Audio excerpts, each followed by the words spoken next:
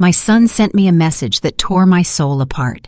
You are not invited to the launch. My partner thinks it is best. After having invested $2 million in his company. After having given him everything in life. Everything. My name is Odessa.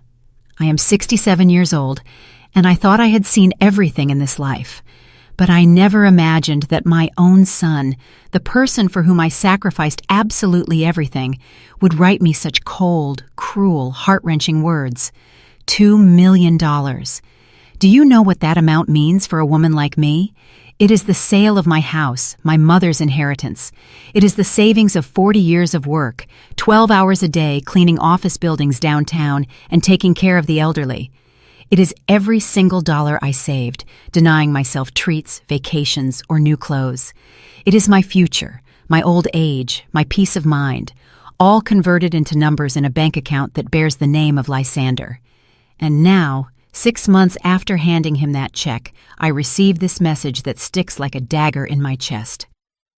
My partner thinks it is best, as if I were an embarrassment, as if I were a burden, as if I were not the woman who brought him into this world and raised him alone when his coward of a father walked out on us. I read the message once, twice, 3 times. The words do not change, but something inside me is changing. Something that had been asleep for years. Something I had buried under layers and layers of unconditional love and maternal sacrifice. Vesper. That woman who has never addressed a word to me directly, who always looks through me as if I were invisible when I come to visit him. That woman who, little by little, was poisoning my son's mind against me, whispering in his ear that his mother was too meddlesome, too present, too annoying. I remember the first time I saw her. Lysander had invited me to see the company offices. He was so excited to show me what he had achieved with our investment. What did he tell me then? I arrived wearing a red dress that I had bought especially for the occasion. Nervous, but proud. I wanted to make a good impression. Vesper greeted me with a forced smile, a handshake that was limp and damp, and then she ignored me completely. Throughout the entire visit, she spoke only to Lysander, as if I were part of the furniture. When I asked a question about the expansion plans, she answered me with condescension, as if I were a child who did not understand business. Silent investors generally do not participate in operational decisions, she told me with that little smirk that I now hate to remember. Silent investor. That was what she wanted me to be. She wanted me to give my money and keep my mouth shut, to disappear. And Lysander said nothing. He did not defend me. He did not correct his partner. He did not explain to her that I was not just any random investor, but his mother. He just stood there, uncomfortable, as if my questions were inappropriate. That night, I cried in my bed, feeling small and humiliated. But I told myself it was just a misunderstanding, that things would improve with time. How naive I was. From that day on, things only got worse. Lysander started canceling our Sunday dinners, the ones we had kept religiously for years. I am sorry, Mama, but I have an important meeting. He would tell me over the phone, and I could hear Vesper's voice in the background giving him instructions about something. After that, he stopped calling me every day like he used to. Then he stopped telling me about his work, about his plans. When I asked him how the company was doing, he answered with one-word answers, as if I were a curious stranger and not the person who had made that whole project possible. Vesper says it is better to maintain a certain professional distance, he explained to me once when I asked why he had become so reserved. Professional distance with his own mother. But I kept waiting. I kept believing that when the company was successful, when it was stable, Lysander would remember who had been there from the beginning, who had believed in him when nobody else did. Now reading this devastating message, all those memories hit me like an avalanche. I sit on the sofa in my small apartment, the same sofa where Lysander used to fall asleep watching movies when he was a boy, and I let the tears fall freely for the first time in months. I close my eyes and go back to the past.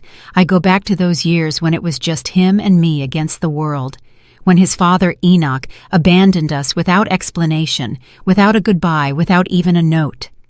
Lysander was 5 years old, and for weeks he asked me where Daddy was, why he was not coming home.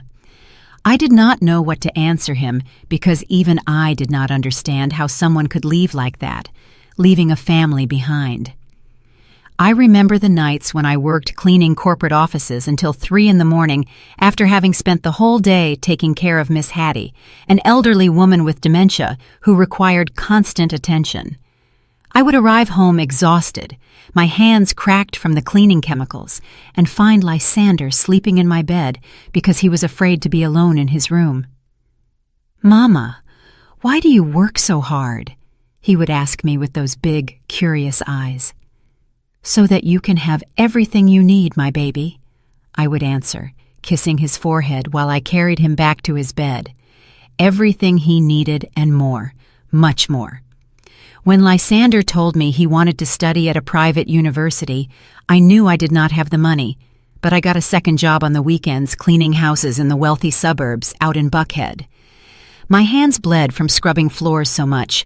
My knees swelled from being on them for so many hours. But it was worth it to see Lysander's smile when I told him yes, that he could study wherever he wanted. "Seriously, Mama, can I study computer science?" "You can study whatever your heart desires, son. I will handle the rest." And I handled it. For 5 years, I paid for that university that cost a fortune. I sold my mother's jewelry. I pawned everything of value I had. I worked until my body hurt in places I did not even know existed. But I did it with love, with pride, with the certainty that I was investing in my son's future.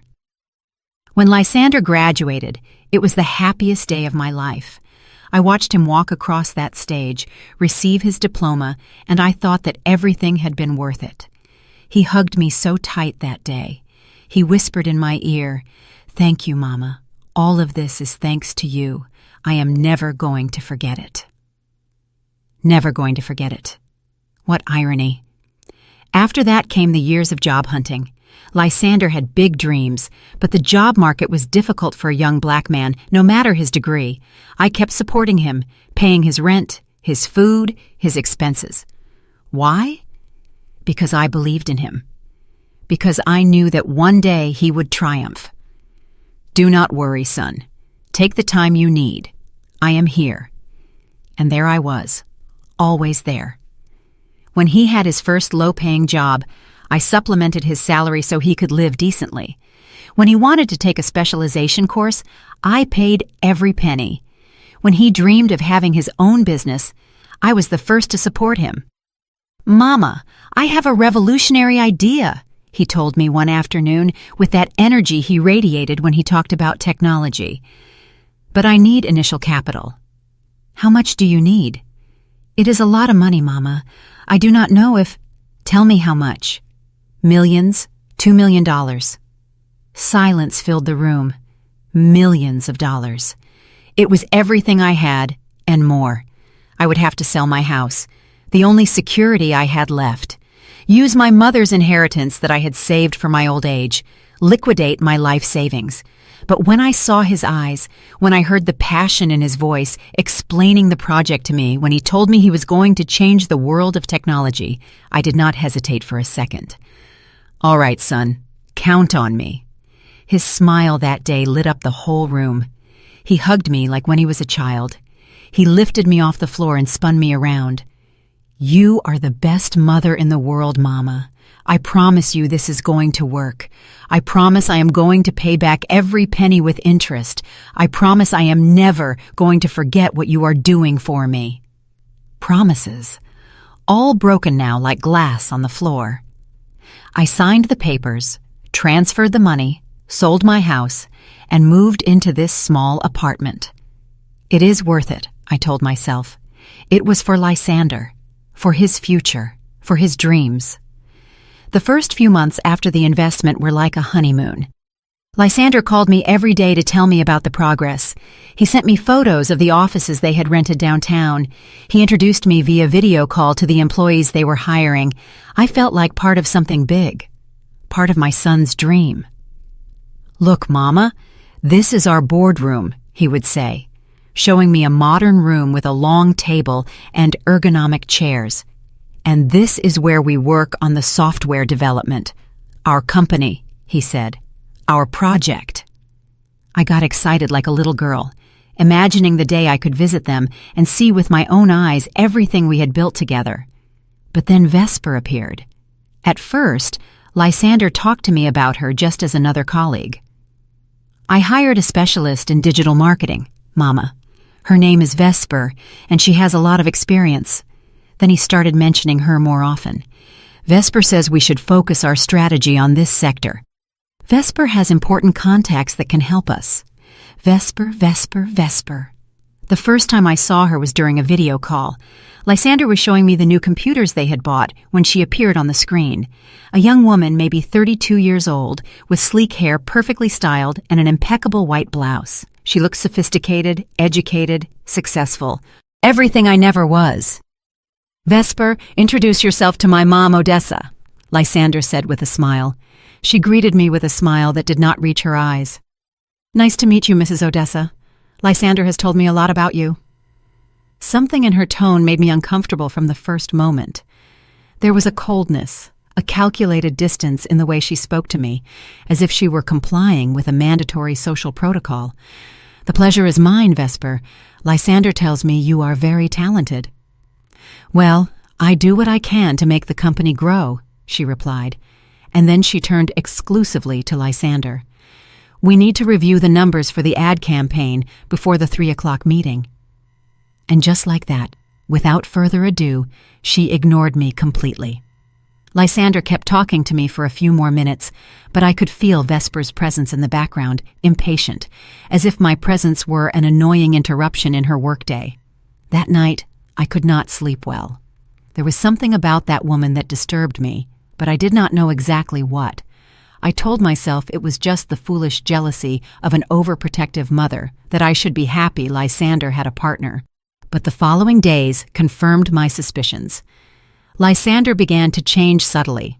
His calls became shorter, more formal. When I asked him about the company, he gave me vague and general answers. How are sales going, son? Good, Mama. Everything is going according to plan. And the product? Is it ready to launch? Vesper is taking care of those details. She knows more about marketing than I do. Vesper again. Always Vesper. One day I decided to visit them without warning. I wanted to surprise them, bring them lunch, and see how everything was going. I put on my best dress, the emerald green one I had bought for Lysander's graduation. I fixed my hair and bought those sweet potato turnovers from the bakery my son loved so much. When I arrived at the offices, the receptionist looked at me strangely. Do you have an appointment with Mr. Lysander? I am his mother. I just wanted to say hello. The girl looked nervous. 1 moment, please. She disappeared down a hallway and returned 5 minutes later, accompanied by Vesper. That woman walked toward me with firm, sure steps, like a general marching into battle. Mrs. Odessa, what a surprise to see you here. I brought lunch for Lysander and for the whole team, I said, lifting the bag with the turnovers. How considerate of you. But Lysander is in a very important meeting with potential clients. He cannot be interrupted. I can wait for him. I'm afraid the meeting will run for several hours. Perhaps it would be better if you coordinated your visits in advance. Coordinated my visits, as if I were a salesperson trying to pitch a product, not the mother of the owner of the company, not the woman who had made it possible for that company to exist. It will only be a few minutes, I insisted. Vesper smiled, but it was a frozen, calculated smile. I understand that as a mother you want to be present, but you must understand that this is a serious business. Interruptions can be very costly when we are trying to close important contracts. I felt small, humiliated, like a child being scolded by a teacher. But what hurt me the most was that Lysander never appeared. He did not even come out to say hello, to thank me for the lunch, to explain the situation. He left me standing there, being scolded by his partner as if I were an intruder. I understand, I murmured, feeling my voice break. Tell Lysander I stopped by to say hello. Of course, he will call you later. But Lysander did not call me that night, nor the next day. When we finally spoke 3 days later, his explanation was brief and cold. "Mama, Vesper told me you went to the office. You know we are in a very delicate stage of the business. I need you to respect our work schedule." Our schedule. As if I were a stranger asking for favors, not the person who had invested her entire net worth in that business. From that day on, the distance between Lysander and me became an abyss that grew every week. The daily calls turned into weekly calls, then into sporadic calls when he had time. Our Sunday dinners, that sacred tradition we had maintained since he was a boy, started to be canceled systematically. "I am sorry, Mama, but I have to work," he would always say with the same excuse. Vesper organized a strategy meeting for Sunday. A strategy meeting on a Sunday, the day we had dedicated exclusively to us for years. "Can't you do it another day, son? It is the only time we can all get together." "Do you know how business works, Mama?" No, I did not know how business worked. I had worked all my life cleaning, caring for the elderly, doing manual labor. I had never been in the corporate world of strategy meetings and PowerPoint presentations. But I did know what it was to sacrifice everything for family, something Lysander was apparently forgetting rapidly. The months passed, and I became a spectator of my own son's life. I found out about the company's achievements through his posts on social media, not because he told me. I saw photos of team dinners, celebrations for closed contracts, business trips, and in all those photos was Vesper, always Vesper, smiling next to Lysander as if they owned the world. One night, scrolling through Facebook, I saw a photo that broke my heart. Lysander was in an elegant restaurant, toasting with a glass of wine. The caption said, "Celebrating the first million in sales with the best team in the world." There were 5 people at the table, all young, professional, well-dressed, and in the center, like a queen, was Vesper, the first million in sales. My son had reached that goal, and I had found out on Facebook like any stranger. He had not called me to tell me. He had not invited me to celebrate. He had not thanked me for making that moment possible. That night I cried until I ran out of tears. I called Lysander the next day, pretending I had not seen the post. "Son, how is everything going at the company?" "Good, Mama. Everything normal." "No news you want to tell me?" An uncomfortable silence. "No, nothing special." Nothing special. The first million in sales of his company, financed with my life savings, was nothing special. "Lysander, I saw on Facebook that you all celebrated something last night." Another longer silence this time. "Oh, yeah. It was just a small celebration with the work team." "And I am not part of the team?" "Mama, you are the investor. It is different." The investor. I was no longer his mother, his partner, his companion in dreams. I was simply the investor, a number on his balance sheet. "Lysander, I am not just any investor. I am your mother. I invested my life savings because I believed in you." "I know, Mama, and I am very grateful to you. But Vesper says it is important to keep family roles separated from professional roles," Vesper says. It was always Vesper who said, who opined, who made the decisions about how I, his own mother, should be treated. "And what do you say, Lysander? What do you think?" I think Vesper is right. She has a lot of experience in these matters." That was the final stab. My son, the boy I had raised alone, whom I had educated with love and sacrifice, was choosing the opinion of a stranger over his mother's feelings. The following months were a silent ordeal. Lysander communicated with me only when it was strictly necessary, always with the formal tone of someone fulfilling an uncomfortable obligation. When I asked him about the company, he gave me vague and evasive answers. When I suggested visiting them, there was always an excuse. They were too busy. They had important clients. Vesper had scheduled special events. Vesper. That woman had become the filter between my son and me. It was she who decided when it was appropriate for me to know something, when it was convenient for me to participate in some activity, and Lysander let her do it like an obedient child, following the instructions of his new authority figure. One day, desperate to regain connection with my son, I decided to do something I had never done. I confronted him directly. "Lysander, we need to talk. I feel like you are pushing me out of your life." "Do not be dramatic, Mama. I am just very busy with work." "It is not just work, son. It is as if you have decided that I no longer have a place in your life."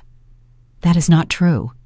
"Then explain to me why you tell me nothing anymore, why you cancel our dinners, why I find out about important news regarding your company on social media."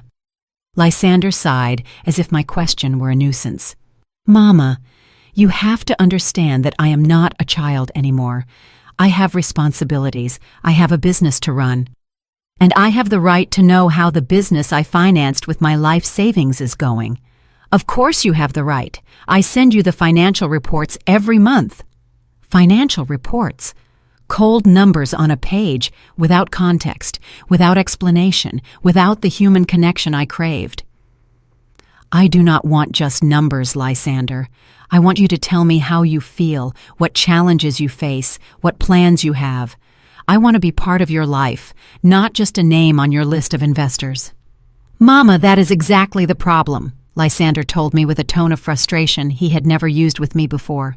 "You confuse your role as an investor with your role as a mother. Vesper has helped me to understand that that mixture is toxic for the business." Toxic. My motherly love was toxic for his business. Toxic? Is that what Vesper calls the love I have for you? It is not about love. It is about professionalism. I need you to respect my decisions as a businessman. And when did I stop respecting them? When did I interfere in any decision? When I come to the office unannounced? When I ask questions about topics that are not my business? When you act as if you were the owner of the company?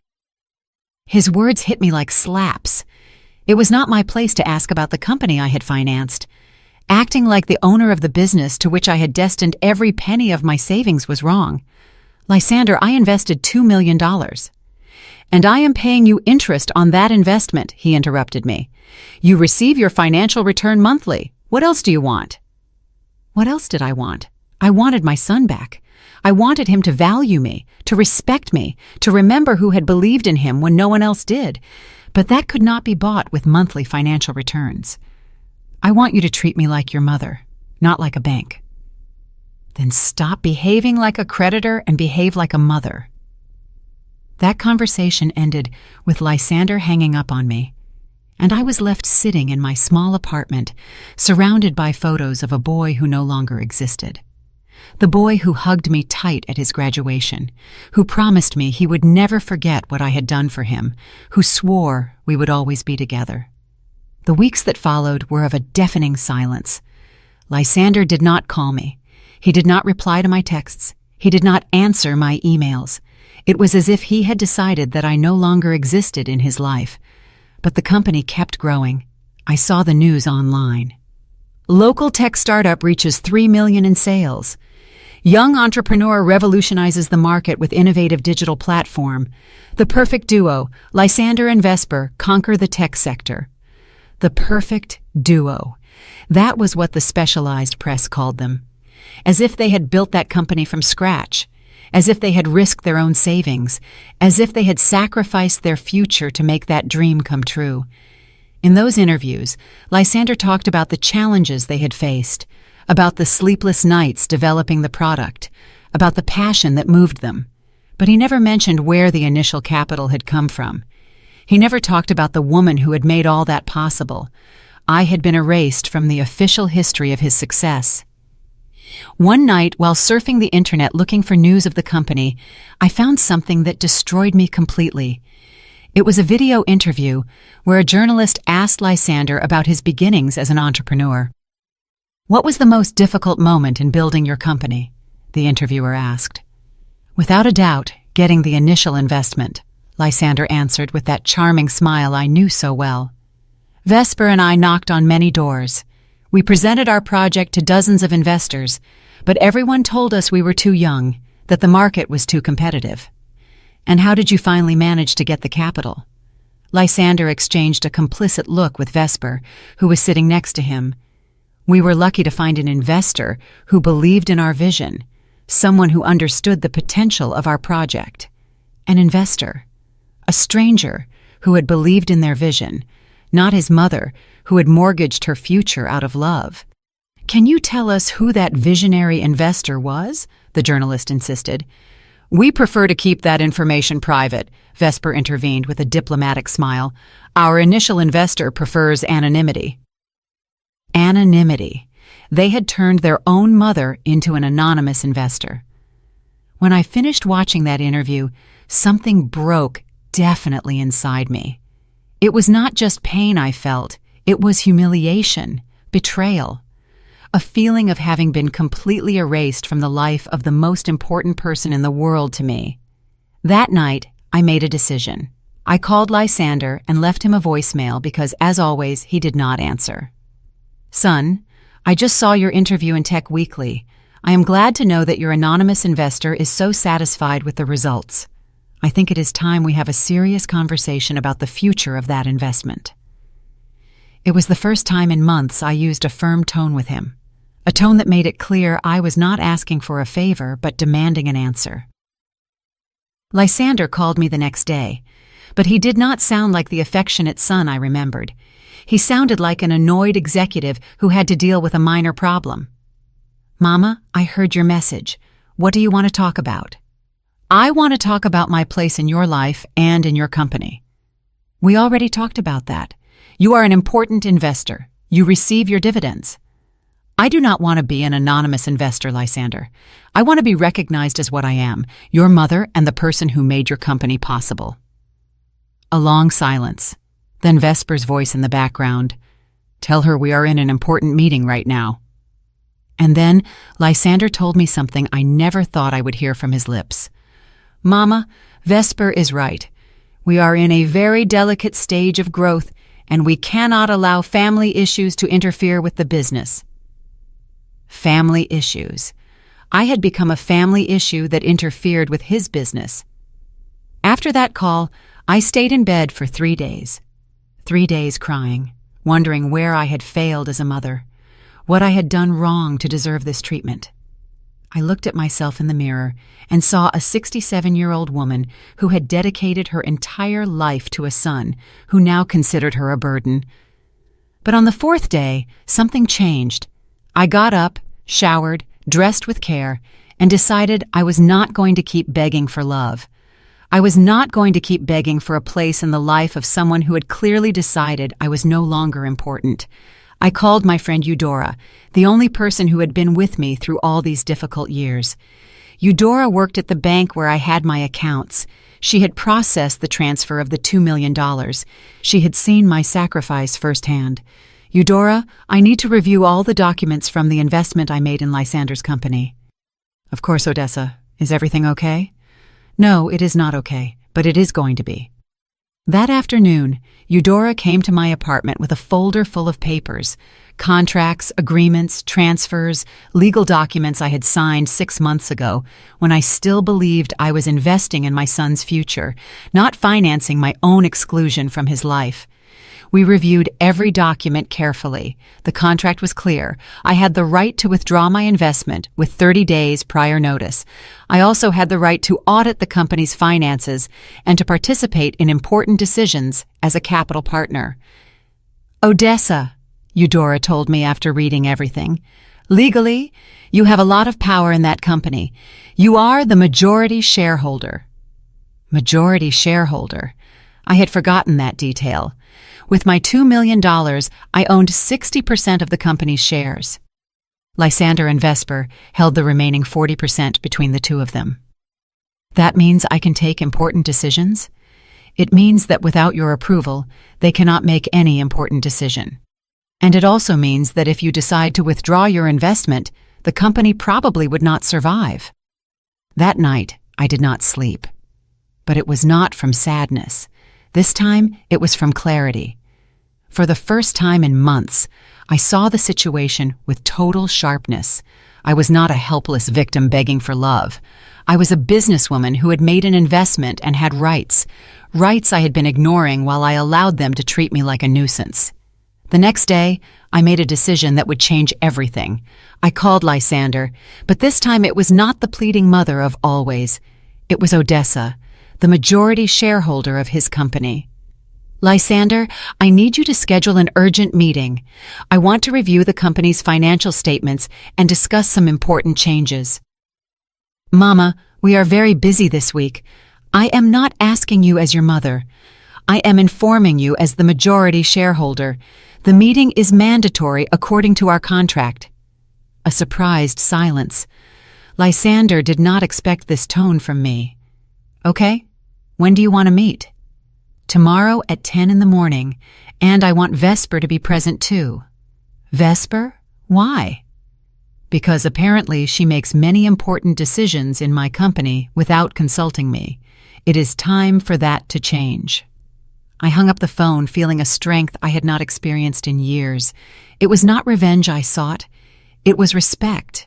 It was recognition. It was the place that belonged to me by my own right. That night, I prepared everything meticulously. I reviewed every document, every financial statement I had received, every transfer I had made. I dressed in my most formal suit, the black one I had used for important church functions, and applied my makeup with care. I was not going to arrive as the hurt mother begging for attention.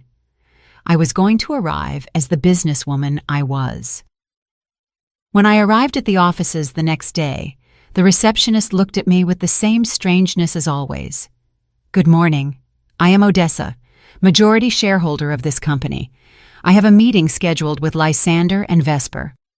The words majority shareholder changed her attitude completely. Suddenly she straightened up, smiled nervously, and rushed to call Lysander. Mr. Lysander, Mrs. Odessa is here for the meeting. 5 minutes later, Lysander and Vesper appeared. My son looked uncomfortable, nervous, as if he did not know what to expect. Vesper, on the other hand, maintained her usual cold composure, but there was something in her eyes that indicated to me that she was not prepared for this version of me either. Mama, Lysander started. Odessa, I corrected him. In this meeting, I am Odessa, your business partner. We headed to the boardroom. That same room Lysander had shown me with such pride months ago. But now I was not a visitor. I was the owner of 60% of everything my eyes saw. I sat at the head of the table, the place that corresponded to me as the majority shareholder. Lysander and Vesper sat opposite me, and for the first time in months, it was I who had control of the situation. Fine, Essa, I began, opening my folder with all the documents. We have several important things to discuss. First, I said, placing the documents on the table, I want a detailed explanation of why I have not been consulted on important decisions you have made in the last 3 months. Lysander exchanged a nervous look with Vesper. Mama, Odessa, I do not understand what you are referring to. I pulled out a printed sheet.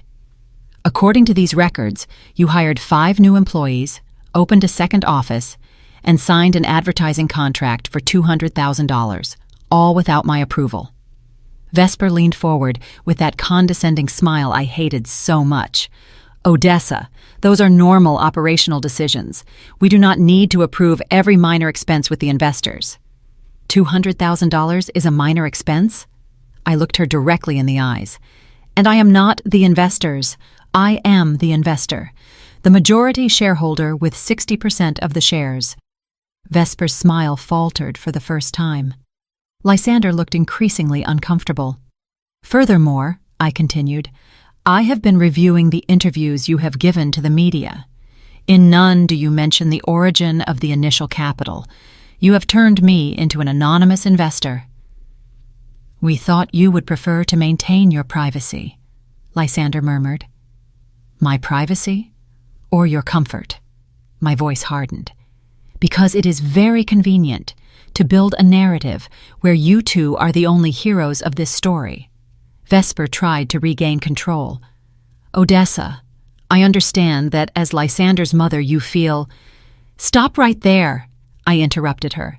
In this room, I am not Lysander's mother. I am his business partner, and as such, I demand the respect that corresponds to me. A tense silence filled the room. Lysander played nervously with a pen, avoiding my gaze. Vesper maintained her composure, but I could see she was calculating her next move. Very well, Vesper finally said. What do you propose? I propose several things. First, I want to be included in all important decisions from now on. Second, I want the public narrative about the origin of the company corrected. Third, I want a detailed weekly report of all operations. That is micromanagement, Vesper protested. It is my right as majority shareholder. If you do not like it, you can buy my shares at the current market price. Lysander lifted his head for the first time. What would that price be? I smiled. I had done my homework. According to the current valuation of the company, based on your $3 million in sales and the projections you yourselves have published, my 60% is worth approximately $8 million. The color drained from Lysander's face. Vesper went rigid. $8 million, I repeated. You can pay me that amount and keep the whole company, or you can accept my conditions and move forward with a partner who demands respect. We do not have $8 million available, Lysander admitted in a low voice. I imagined. Then I suppose we will have to learn to work together in a more collaborative manner. Vesper finally lost her composure. This is ridiculous. You are blackmailing your own son. I stood up slowly, maintaining the calm I had practiced all the night before. No, Vesper. This is a 67-year-old woman who finally decided to stop allowing herself to be treated like an idiot. Mama, please, Lysander intervened. You do not have to be so harsh. Harsh? I looked at him with a mixture of sadness and determination. Lysander, for 6 months you have treated me as if I were a nuisance. You have allowed your partner to disrespect me. You have excluded me from important celebrations. You have denied my existence in public interviews. And when I finally demand the respect I deserve, I am the harsh one? Lysander lowered his gaze, unable to hold my eyes. You have 2 options, I continued. Accept my conditions, and we start working as real partners, or I find a lawyer and exercise all my legal rights to protect my investment. Vesper stood up abruptly. We need time to discuss this. Of course. You have until tomorrow at 5 p.m. to give me an answer. While I gathered my documents, Lysander finally spoke. Mama, Odessa, would you really do that? Would you really put the company at risk? I looked him in the eyes. This 30-year-old man who was once my baby, and I felt a mixture of love and disappointment that split my soul. Lysander, I am not putting anything at risk. You are the ones who decided to treat me as if I were invisible. I'm only reminding you that I exist, that I have rights, and that I deserve respect. I walked toward the door, but before leaving, I turned around one last time. And just so it is clear, this is not revenge. This is dignity. I walked out of those offices feeling something I had not experienced in months. Power. Not the power to hurt, but the power to defend myself. The power to demand what corresponded to me by right. That night, Lysander called me 3 times. I did not answer any calls. If he wanted to talk to me, he would have to do it on business terms, with respect, with recognition of who I really was in his life and in his company. The next day I waited. 5 p.m. arrived and passed without news. At 5:30, my phone rang. It was Lysander, but his voice sounded different, defeated. Odessa, we need to talk. I am listening. Can we meet? We can. Vesper and I have been discussing your proposals and, a long sigh, we accept your conditions, all of them. I felt a strange mixture of satisfaction and sadness. Satisfaction because finally I had regained my place. Sadness because I had to go to these extremes for my own son to respect me. Very well. Tomorrow at 9 a.m, I want the first weekly meeting, and Lysander... Yes? I want Vesper to be present when you apologize to me. A silence. Apologize?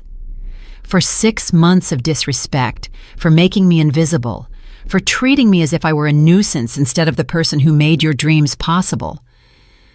Odessa, Tomorrow at 9, Lysander.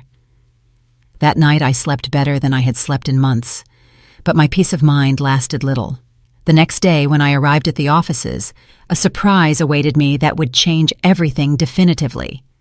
Lysander was at the reception desk, pale as a ghost. "Odessa, we have a serious problem." "What kind of problem?"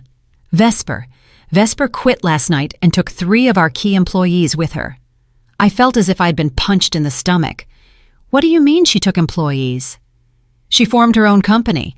She offered them better salaries and took our chief technology officer, our marketing manager, and our lead developer."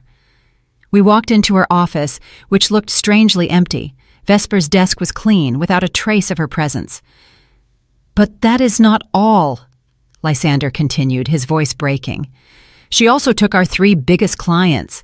Apparently, she had clauses in her contracts that allowed her to take the accounts if she left the company." I sat down slowly, processing the magnitude of what I was hearing. "What does that mean for the company?"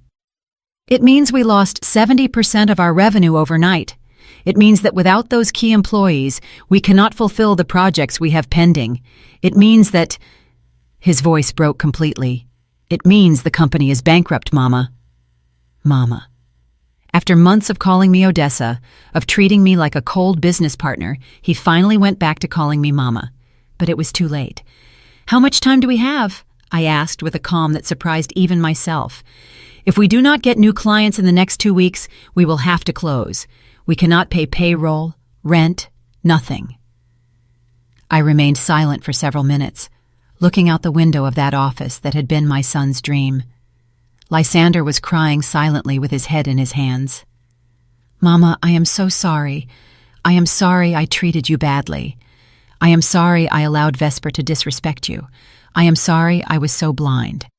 Finally, I looked at him. This 30-year-old man looked like a scared child, like the 5-year-old boy who cried when his father abandoned us. "Lysander, there is something you need to understand. Vesper did not do this last night.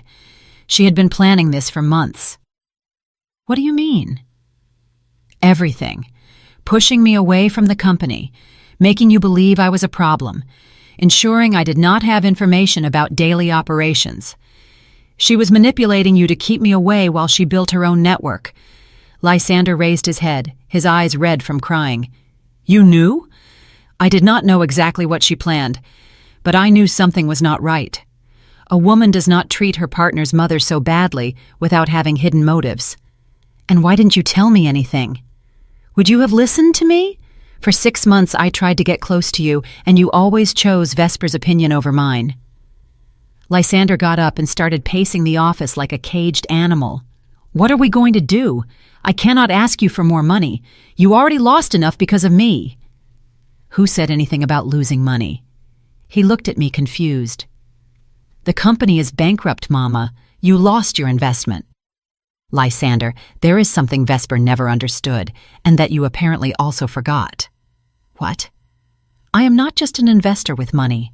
I am a woman who worked for 40 years, who knows the value of effort, who knows what it is to build something from scratch." I stood up and walked toward him. "Vesper took employees and clients, but she did not take your talent. She did not take your knowledge, and she definitely did not take your mother." "I do not understand." "We are going to rebuild this company, Lysander, but this time we are going to do it right, as real partners, as family." For the first time in months, I saw a glimmer of hope in my son's eyes. "Would you do that for me, after everything I did to you?" "I am not doing it for you, Lysander. I am doing it for us, because finally you learned to value what you have, and I learned to demand the respect I deserve." 6 months after that conversation in the empty office, I am sitting on the terrace of my new apartment. The one I was able to buy after our rebuilt company surpassed the sales of the previous year. I drink my morning coffee while I review the weekly financial statements that Lysander sends me religiously every Monday. Our company. Because now, it really is ours. After Vesper left, Lysander and I spent 3 weeks working 18 hours a day. He took care of the technical side. I used my 40 years of experience dealing with people to approach new clients. It turns out that a 67-year-old woman who has worked all her life knows a lot about customer service, about building genuine relationships, about earning people's trust. The first time I accompanied Lysander to a commercial presentation, he was nervous. "Mama, these are important executives. They speak a very corporate language." "Son," I told him, adjusting my mint green blazer, "I have spent 40 years convincing difficult people to trust me. From grumpy old men to demanding bosses, this is not so different." And I was right. While Lysander explained the technical aspects of our software, I connected with the clients as people. I asked them about their true needs, about their frustrations, about what they really wanted to achieve.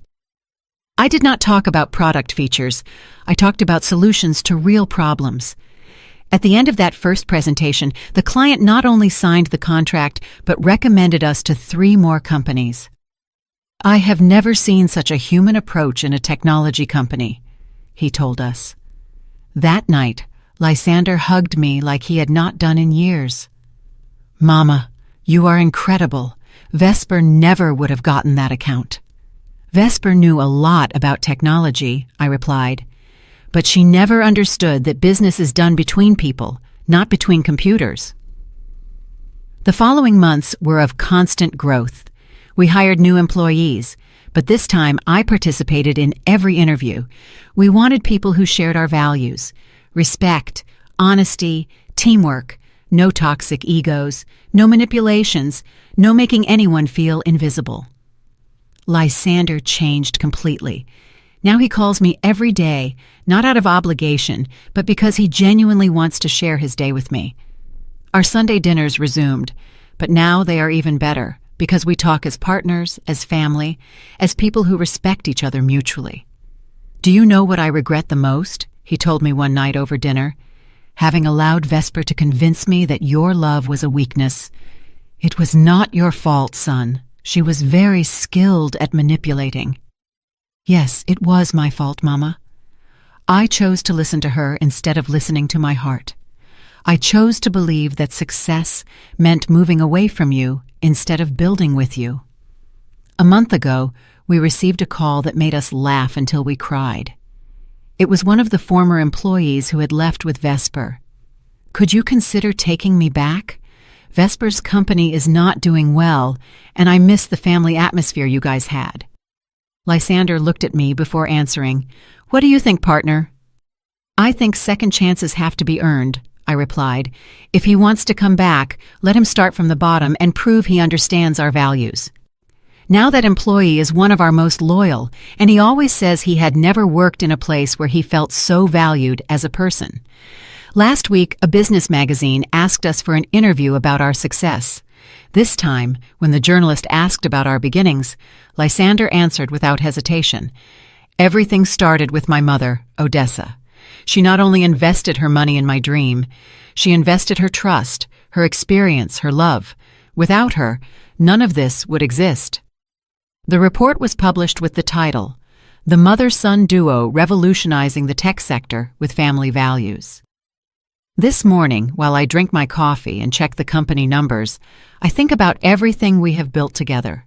Not just a successful company, but a relationship stronger than ever. Lysander learned that success without family is not true success. I learned that love without respect is not true love. My phone rings. It is Lysander, like every morning. "Good morning, partner. Did you check the numbers for the week?" "Good morning, son. Yes, I checked them. Another excellent week." "You know what? I think it is time to expand internationally. What do you think if we start exploring the London market?" I smile while looking at the skyline from my terrace. I think it is an excellent idea, but this time, let's make sure we find partners who understand that business is built with respect, not with manipulation. Always, Mama, always. When I hang up the phone, I stay a few minutes more on the terrace, enjoying the morning breeze. I think about the woman I was a year ago, begging for love, allowing herself to be treated as invisible, doubting her own worth. That woman no longer exists. In her place is Odessa, businesswoman, partner, respected mother, a woman who learned that it is never too late to demand the place that corresponds to you in the world. And the most beautiful thing of all is that I recovered my son. But this time on terms of equality, of mutual respect, of true love. Today I do not need permission to live. Today I do not need permission to be happy. Today I am exactly who I always should have been, a woman who knows her worth and does not accept less than she deserves. This was not revenge, this was liberation. 1 year after that morning on my terrace, I am standing in front of the mirror in my bedroom, getting ready for a very special event. Tonight our company will receive the Innovation with Human Values Award at the annual National Entrepreneurs Gala. I put on my gold dress, the one I bought especially for this occasion. It is not just a professional celebration. It is the celebration of a woman who learned to shine with her own light after years of living in the shadows. Lysander arrives to pick me up in his new car, but before leaving for the event, he insists that we take a photo together in the living room of my apartment. To remember this moment, Mama. To remember everything we have achieved together. While we head to the hotel where the ceremony will be, I think about everything that has changed.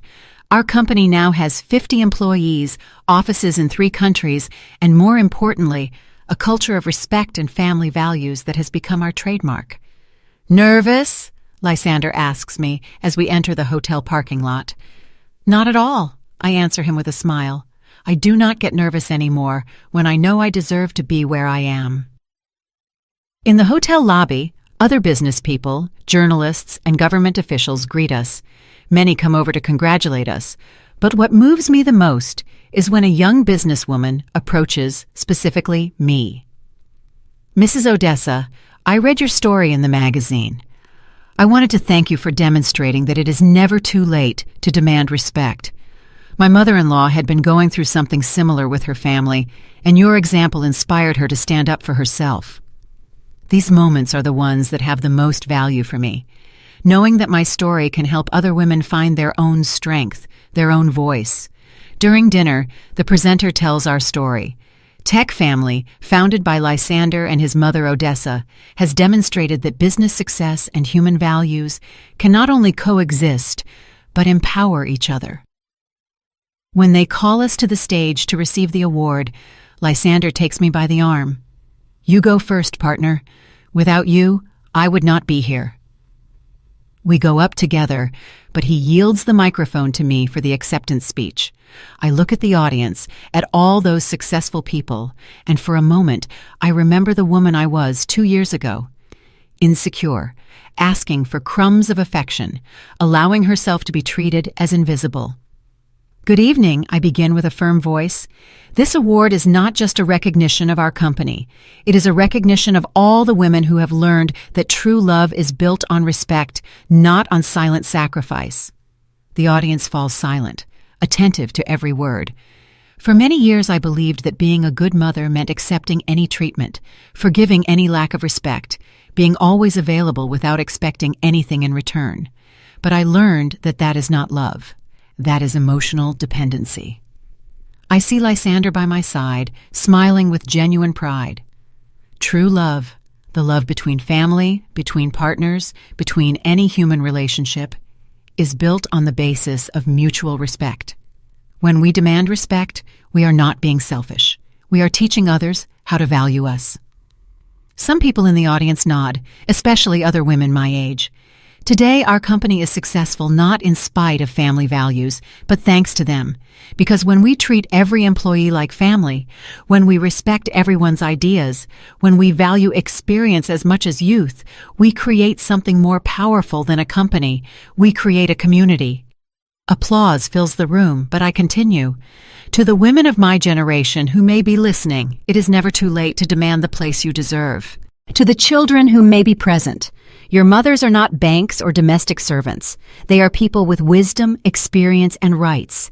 And to all entrepreneurs, success without human values is empty. Success with family is eternal. The applause this time is prolonged, standing, emotional. Lysander hugs me on stage and whispers in my ear, "Thank you for teaching me that respect is not begged for, it is demanded."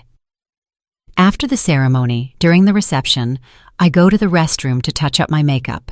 In the mirror, I see a completely different woman from the one I was 2 years ago, not just because of the elegant dress or the professional makeup, but because of the light in her eyes, because of the upright posture, because of the genuine smile of someone who knows exactly who she is and what she is worth. An older lady approaches me. "Excuse me, are you Odessa from Tech Family?" "Yes, that is me. My name is Gloria. I'm 70 years old, and I just watched your speech on the monitors. I called my son to tell him I want to be part of his business, not just the grandmother who watches the grandkids for free." I get emotional to the point of tears. "Gloria, you are worth much more than they have probably made you believe. Demand your place. Do you think it is not too late?" "Gloria, at 67, I rebuilt my life completely. At 70, you are just getting started." When I return to the reception, Lysander introduces me to other entrepreneurs as his partner and mentor. He no longer introduces me as his mother who invested in the company. Now, I am his partner, his equal, his business companion. At the end of the night, while we return home, Lysander tells me something I will keep in my heart forever. "Mama, I used to think I had succeeded despite family problems. Now I know I have success thanks to having learned to value my family." "And I learned that being a mother does not mean disappearing as a person," I answer him. "It means growing alongside our children, demanding respect along with love." Tonight in my bed before sleeping, I do not think about the award we received or the contracts we will sign tomorrow. I think about all the women who, like Gloria, have learned that it is never too late to demand respect, to shine with their own light, to build relationships based on equality and not on sacrifice. I think that today I am exactly who I always should have been. Odessa, businesswoman, respected mother, complete woman. And tomorrow I will continue to be that woman, because I no longer need anyone's permission to be happy. This was my liberation. This is my new life. Did you like the story, and which city are you listening from? Let's meet in the comments. If you liked the story, you can support me by sending a super thanks so I can keep bringing more stories like this. Thank you so much for your sweet support. I'm looking forward to your comments on the story. On the screen, you can see 2 new life stories that I highly recommend. There's so much more on my channel. Don't forget to subscribe. See you in the next life story with love and respect.